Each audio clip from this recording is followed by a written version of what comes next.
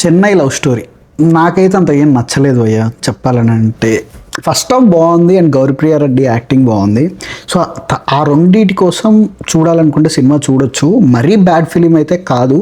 Second half మరీ వరస్ట్గా అనిపించింది కానీ బట్ ఫస్ట్ హాఫ్ చాలా బ్యూటిఫుల్గా పిక్చరైజ్ చేశారు అండ్ స్టోరీ కూడా బాగానే ఉంటుంది. ఆ లవ్ స్టోరీ థీమ్ ఏదైతే తీసుకున్నారో అది ఫస్ట్ ఆఫ్ లవ్ స్టోరీ మీదనే ఆ ఇంట్రడక్షన్స్ ఏదైతే సీన్స్ ఉంటాయో అదంతా చాలా బాగా పోర్ట్రే అవుతుంది అండ్ క్యారెక్టర్స్ కూడా మనకు కనెక్ట్ అవుతూ ఉంటాయి. ఫస్టే మనకి హీరోయిన్ ఒక ట్రామాలోకి వెళ్తుంది, ఒక ప్రాబ్లం ఫేస్ చేస్తుంది, అది ఎందుకు వచ్చిందని చెప్పి దాని నుంచి తను బయటకు ఎలా వచ్చింది, హీరో క్యారెక్టర్ దానికి ఎలా హెల్ప్ చేశాడని చెప్పి ఆ సెటప్ ఏదైతే ఉందో ఆ సెటప్ చాలా బాగుంది. అండ్ తర్వాతకి కొంచెం బాగుంది, ఫస్ట్ ఆఫ్ బ్యూటిఫుల్గా ఏదో జరుగుతుంది క్యూరియస్ ఇంట్రెస్టింగ్గా అన్నప్పుడు ఒక ఇంటర్వెల్ ట్విస్ట్ వస్తుంది. ఆ ఇంటర్వెల్ ట్విస్ట్ తర్వాత నుంచి సెకండ్ హాఫ్ డిఫరెంట్ జోన్లోకి వెళ్ళిపోతుంది.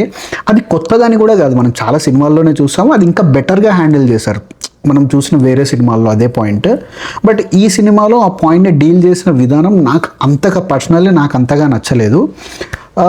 యాక్టింగ్ దగ్గరికి వచ్చేసరికి గౌరీప్రియ రెడ్డి యాక్టింగ్ చాలా బాగా చేసింది అండ్ సపోర్టింగ్ క్యారెక్టర్స్ చేసిన వాళ్ళకి కూడా పెద్ద స్కోప్ ఏం లేదు కానీ but they did pretty well.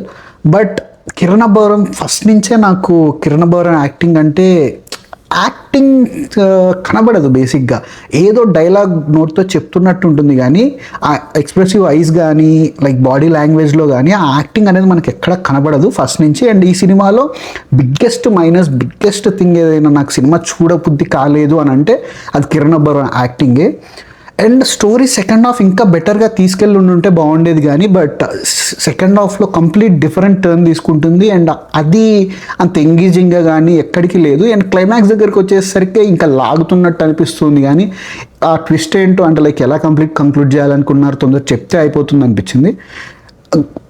సింపుల్గా చెప్పాలంటే గౌరీప్రియ రెడ్డి యాక్టింగ్ కోసం అండ్ ఫస్ట్ హాఫ్ కోసం సినిమా చూడాలి కానీ బట్ కిరణ్ అబ్బవరం అసలు కొన్ని సీన్స్ అయితే టార్చర్ అనిపిస్తుంది స్క్రీన్లో చూడడానికి. స్క్రీన్ ప్లే దగ్గరికి వచ్చేసరికి ఈ cinema story by Sai Rajesh, తర్వాత డైరెక్షన్ రవి నండూరి అనుకుంటా అతను చేశాడు. అదే స్టోరీలో బేసిక్గా సెకండ్ హాఫ్లో చాలా ప్రాబ్లమ్స్ ఉన్నాయి బట్ ఉన్నంతలో ఆ కొత్త డైరెక్టర్ రవి నండూరి అతను చాలా బాగా చేశాడు అండ్ ప్రొడక్షన్ క్వాలిటీ కూడా బాగానే ఉంది. బట్ అదే స్టోరీలో ఇంకా సెకండ్ హాఫ్లో అంత బోరింగ్గా ఉన్న తర్వాతకి ఇంకెవరు సేవ్ చేయలేరు.